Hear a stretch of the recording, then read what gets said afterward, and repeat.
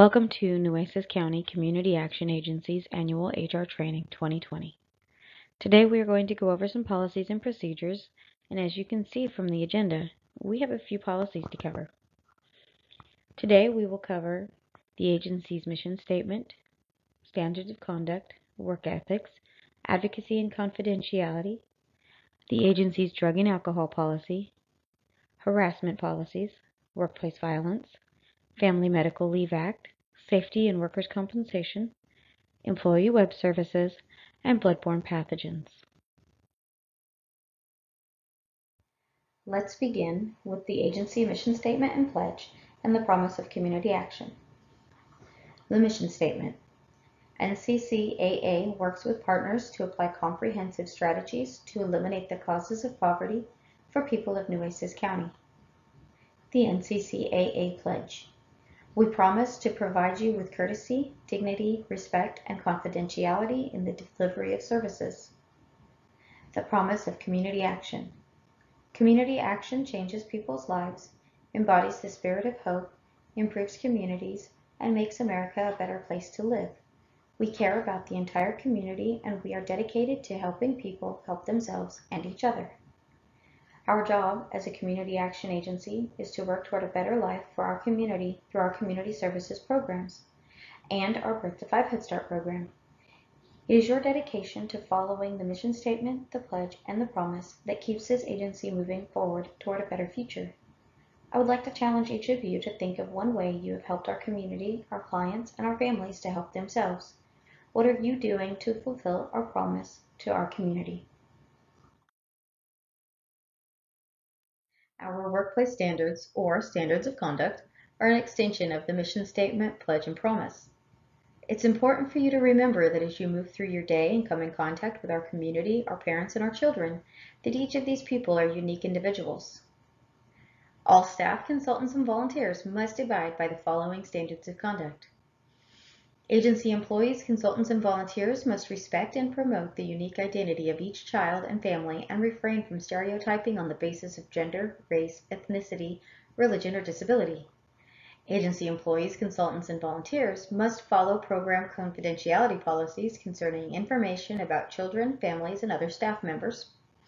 Agency employees, consultants, and volunteers must ensure that no child will be left alone or unsupervised while under their care.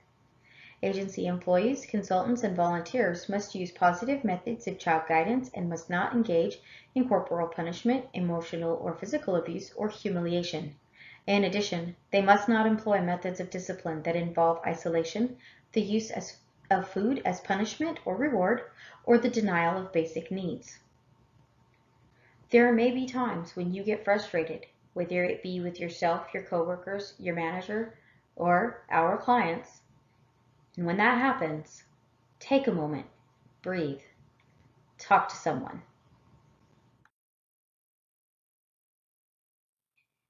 Ethics are the moral principles that govern how a person behaves or conducts an activity. Our code of ethics are designed to further enhance the mission statement, the pledge, and the promise. Our code of ethics are as follows. I recognize that every person, no matter where in the organization, desires to do quality work and to be a respected, contributing team member. I will ensure that credit for the work of others is given to those to whom it is due. I will not compete unfairly with others. I will assume responsibility for my own mistakes and refrain from shifting blame to others. I will always keep an open mind and look for merit in the idea of others. I will strive to keep informed and support the work of the team. I will aid in the professional development and advancement of all NCCAA staff. I will strive to make people's lives more meaningful.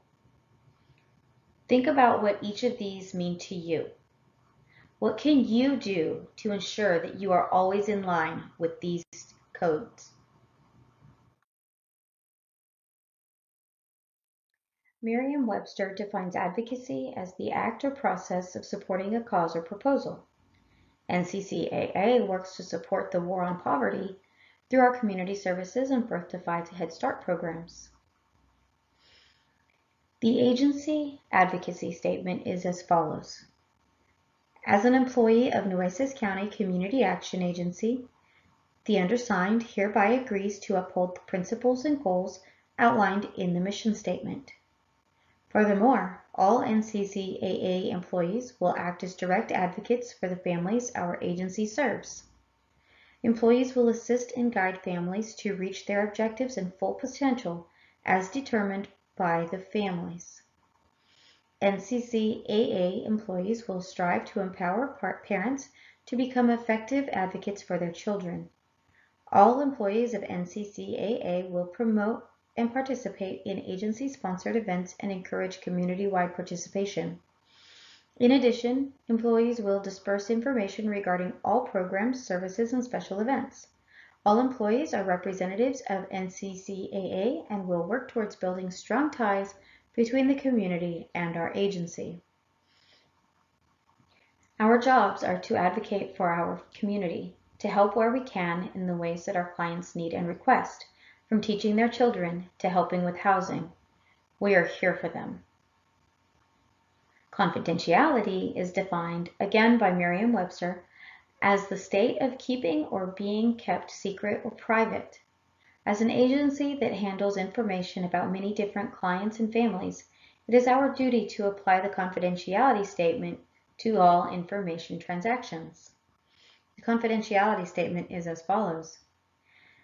As an employee of NCCAA, I am aware that I will have access to confidential information.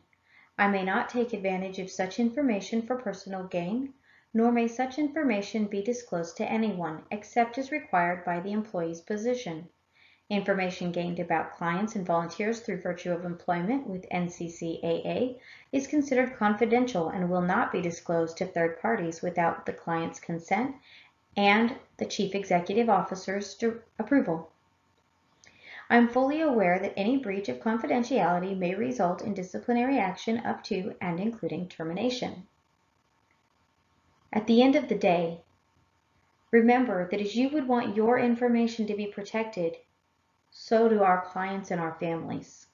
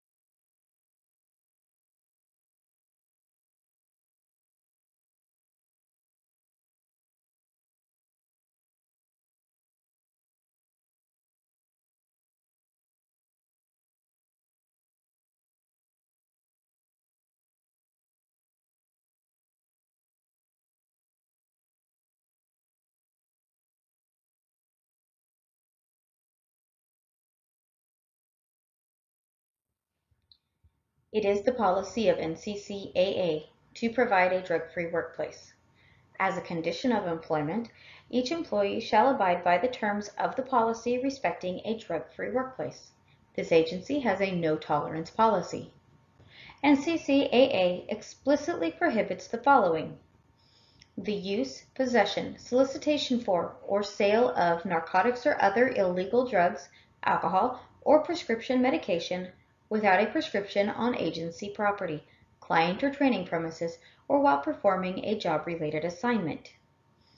Being impaired or under the influence of legal or illegal drugs or alcohol away from the agency or client or training premises if such impairment or influence adversely affects the employee's work performance, the safety of the employee or of others, or puts at risk the agency's reputation. Possession, use, solicitation for, or sale of legal or illegal drugs or alcohol away from the agency or client or training premises if such activity or involvement adversely affects the employee's work performance, the safety of the employee or of others, or puts at risk the agency's reputation. The presence of any detectable amount of prohibited substances in the employee's system while at work, while on the premises of the agency or its clients, or while on agency business. These prohibited substances include illegal drugs, alcohol, or prescription drugs not taken in accordance with a prescription given to the employee, and failure to cooperate in the testing process. The agency will conduct drug and alcohol testing under any of the following circumstances: pre-employment, this is prior to starting your position with the agency. Random, employees are selected at random for testing at any interval determined by the agency. For cause, the agency may ask an employee to submit to a drug and/or alcohol test at any time it feels that the employee may be under the influences of drugs or alcohol, including, but not limited to, the following: evidence of drugs or alcohol on or about the employee's person or in the employee's vicinity, unusual conduct on the employee's part that suggests impairment or influence of drugs or alcohol, negative performance patterns, or excessive and unexplained absenteeism or tardiness. And post-accident, any employee involved in an on-the-job accident or injury under circumstances that suggest possible use or influence of drugs or alcohol in the accident or injury event may be asked to submit to a drug and alcohol test. This applies not only to the one who was or could have been injured, but also any employee who potentially contributed to the accident or injury event in any way. If an employee is tested for drugs or alcohol outside the employment context and the results indicate a violation of this policy, or if an employee refuses to submit to testing, the employee will be subject to discharge from employment. Refusal includes failure to timely report to a designated testing site. As a condition of your employment, employees have an ongoing duty to notify the manager or supervisor of any charge, conviction, or other adverse adjudication of any criminal drug statute. This notification must be provided no later than 5 calendar days after such conviction. This includes DWI and DUI offenses. The manager or supervisor is required to notify the Human Resources Manager as soon as possible, but no later than 24 hours after notification from the employee.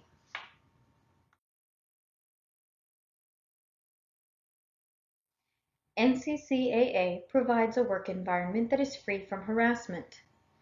The definition of harassment, according to the Texas Penal Code, is initiating communication via phone, text, in writing, or through electronic communication with the intention of harassing, annoying, alarming, abusing, tormenting, or embarrassing another person. Sexual harassment, a form of discrimination that violates Title VII of the Civil Rights Act of 1964, has been defined as unwelcome sexual advances, requests for sexual favors, and other verbal or physical conduct of a sexual nature when submission to such conduct is a term or condition of employment. Submission to or rejection of such conduct is used as a factor in decisions affecting the individual's employment.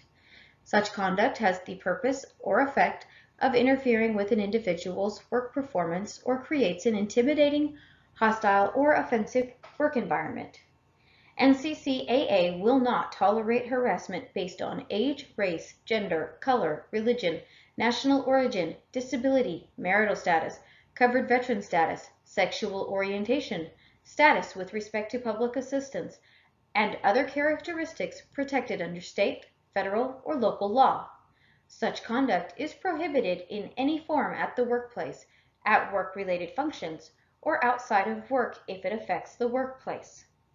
This policy applies to all NCCAA employees, volunteers, clients, guests, and vendors doing business with NCCAA.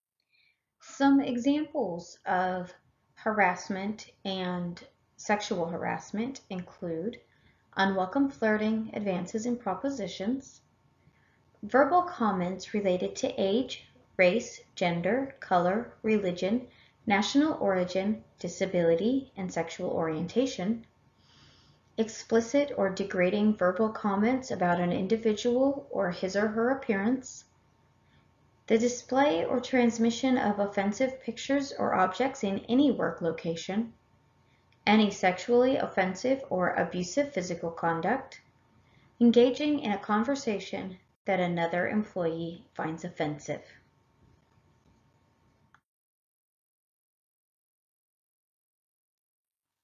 How a person responds to any form of harassment varies, but the list of possible effects include psychological, mood disorders, shock and denial, self-blame and guilt, isolation, anger and or fear, irritability, low self-esteem, self-consciousness and shame, insecurity, embarrassment, feeling betrayed or powerless or confused. The physiological. You may suffer from headaches, lethargy, gastrointestinal problems, dermatological reactions, weight fluctuations, sleep disturbances, including nightmares and phobias, panic reactions, and sexual problems. And career-related effects. A decrease in job satisfaction, unfavorable performance evaluations, drop in work performance due to stress, loss of your job or a promotion, absenteeism or withdrawal from your coworkers, or a change in your career goals. Each of these effects are real, and each can have a lasting effect on you.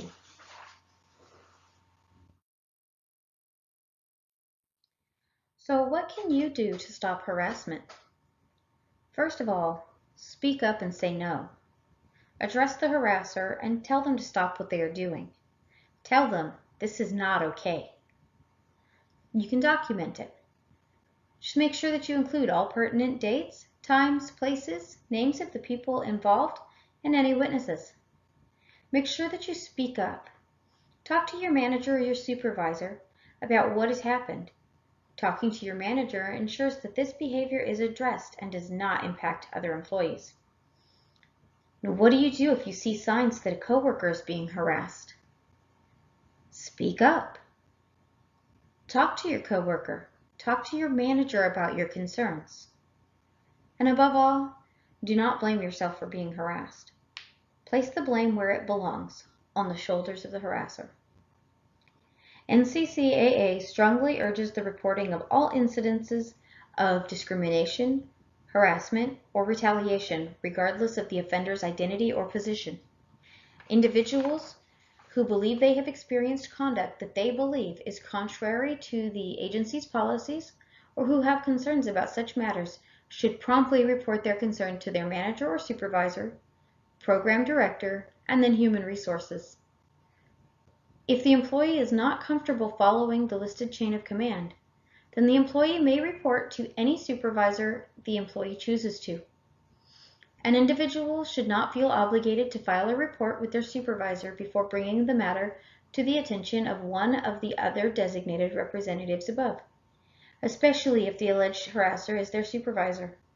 Supervisors and directors have the obligation to report any incidences of harassment to HR. All complaints will remain confidential to the extent it is reasonably practical. The agency will not tolerate retaliation of any kind or discrimination against any individual who brings a good faith concern or who participates in the investigation of a complaint.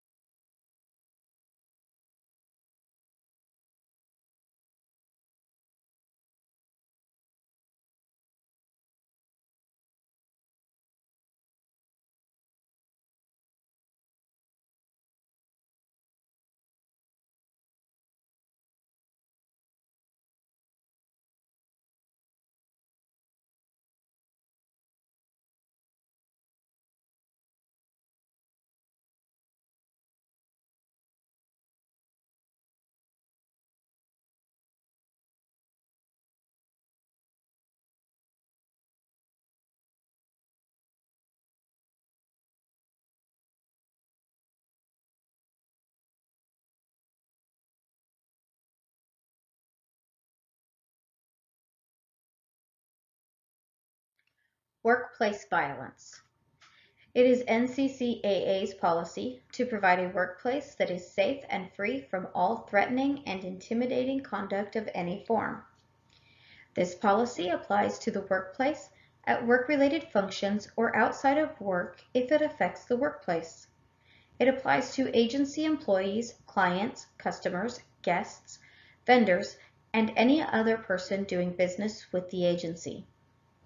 Some examples of workplace violence include physical assaults, threats of physical assault, verbal conduct that is intimidating and has the purpose or effect of threatening the health or safety of a coworker, possession of a firearm or lethal weapon on agency property or in agency vehicles, or any other conduct believed to represent imminent or potential danger to workplace safety and security.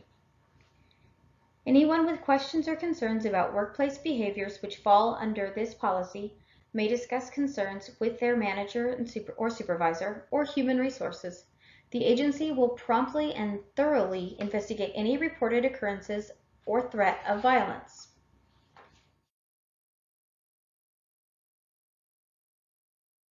FMLA, or the Family Medical Leave Act, was originally enacted in 1993 and amended in 2008 and 2009. The purpose of FMLA is to mandate that qualifying employers provide employees a balance between the demands of the workplace and the needs of their family by providing job-protected, unpaid leave to eligible employees. The amendments in 2008 and 2009 extended FMLA to certain military-related situations. To qualify for FMLA, an employee must be employed with the agency for at least 12 months. The 12 months do not need to be consecutive.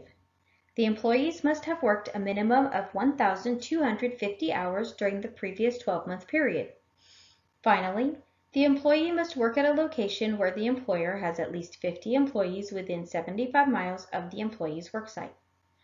FMLA provides eligible employees protected, unpaid leave for the following qualifying events: the birth of a son or daughter, or the placement of a son or daughter with the employee for adoption or foster care; to care for a spouse, son, daughter, or parent who has a serious health condition; for a serious health condition that makes the employee unable to perform the essential functions of his or her job; for any qualifying exigency arising out of the fact that a spouse, son, daughter, or parent is a military member on covered active duty or called to covered active duty status; to care for a covered service member with a serious injury or illness if the employee is the spouse, son, daughter, parent, or next of kin of the service member.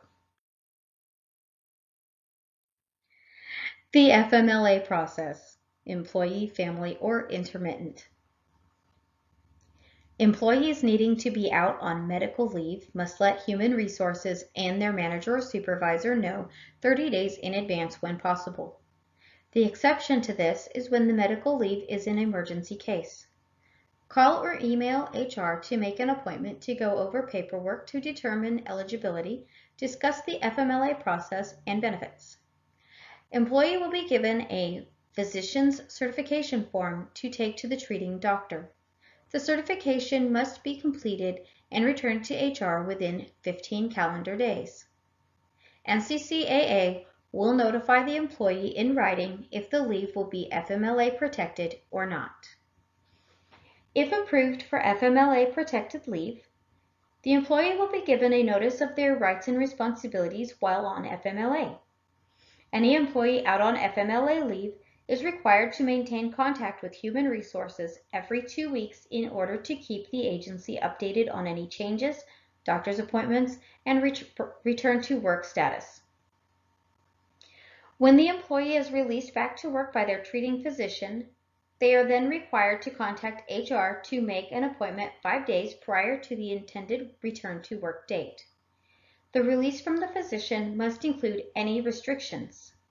All restrictions will be assessed to determine if the agency can accommodate.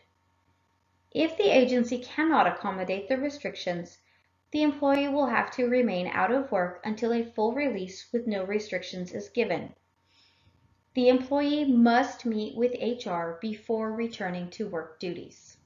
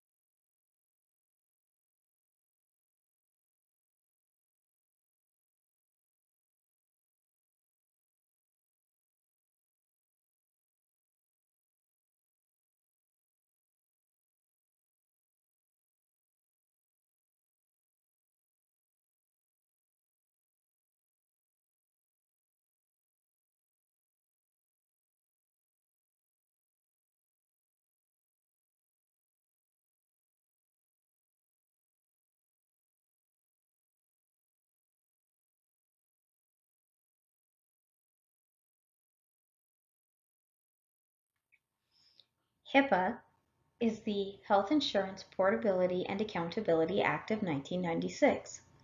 HIPAA protects the privacy and confidentiality of all PHI, or protected health information, when used by any agency representative. PHI is the individually identifiable health information received by the agency that relates to the past or present health of the individual. This may include medical conditions, health status, claims experience, medical histories, physical examinations, genetic information, and evidence of disability. Through virtue of your position, you may be responsible for the PHI of a client or a child. It is important that you safeguard that PHI and maintain confidentiality. How can you ensure that any PHI is handled correctly? Make sure that if you have made any copies, you retrieve them from the copier immediately and put them away in the appropriate place, or destroy unnecessary copies. Verify that you have filed all PHI correctly. Do not leave PHI out where anyone can see it. If you are interrupted while working with PHI, cover it up and put it away before moving away from it.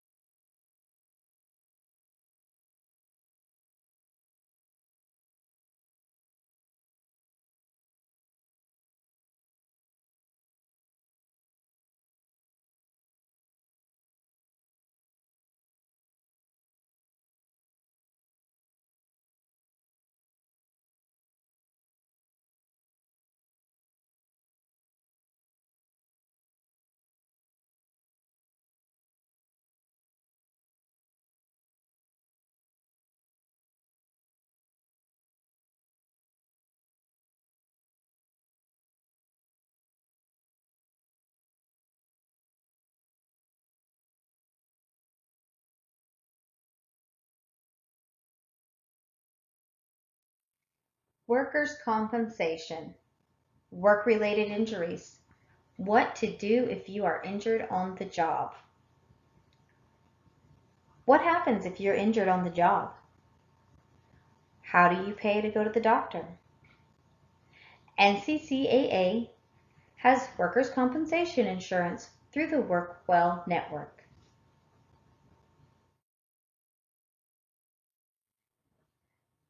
Employees' responsibility.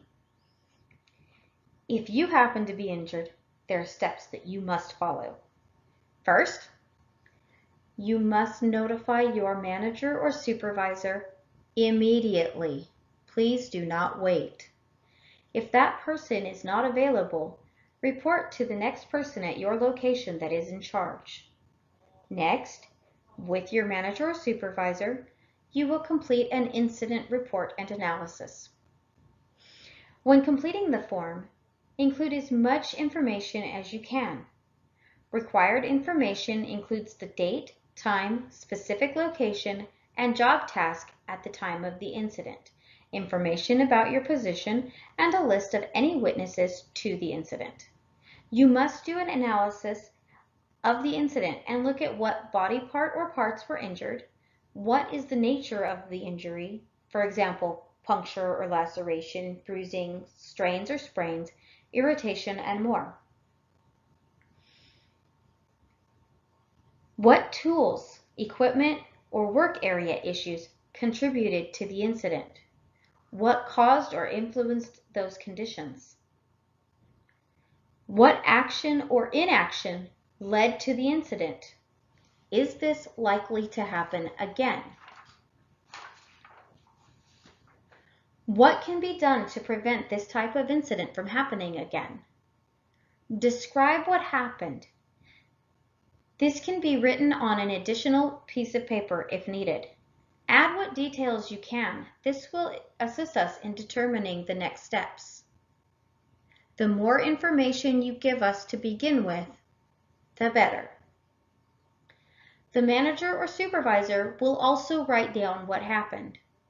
Then, and this is important, you and the manager need to think of specific corrective actions or preventive actions that have been taken or need to be taken to prevent this from happening again. These actions could be further training, reporting to maintenance for any repairs that need to be made. If there are witnesses, each witness should write out a statement including contact information. These statements must then be submitted to HR. After you complete your incident analysis, you will report to HR at Central. HR will determine if the injury will be treated with first aid or if further medical treatment will be required. If further medical treatment is required, you will be sent to our workers' comp provider at CompCare Medical Center to see the doctor. Due to current protocols in place by CompCare Medical Center, you may be seen the same day or at a time specified by the clinic. You are responsible for going to all scheduled workers' comp appointments and reporting to HR following each visit. When you report back to HR, if there are any restrictions, HR will communicate with management to determine if accommodations can be made. In the event that accommodations cannot be made, you will be sent home until such time as either restrictions are lifted or accommodations can be safely made. If you are sent home, you are still required to communicate with HR regarding intent to return to work or with any updates from your appointments.